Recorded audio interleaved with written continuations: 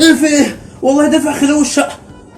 عايز ياض يا ابن الكلب انت؟ اسمعني بس الاول، انا عايز اتجوز. عايز ايه؟ اتجوز. ايه ده يا عم؟ روح بقى. الله يخرب بيتك. نام خلاص، ولا اكني قلت لك حاجه. ايه؟ خلاص من غير ما ترجع في وشي، وبعدين المفروض انت اللي تقول لي كده وانا بقول لك حاجه غلط اصلا. طب تعالى نحسبها بالعقل كده. انت دلوقتي معاك شقه؟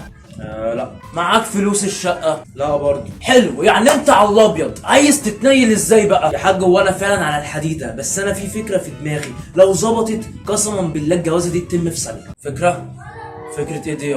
انت شكلك كبرت كده وخرجت من التفاهه وبقيت تفكر بجد. قول. انا بكل بساطه اول لما اروح هناك واشوف امها هقول لها ايه ده؟ امها ازاي ده؟ انا افتكرتك اختها. حلو.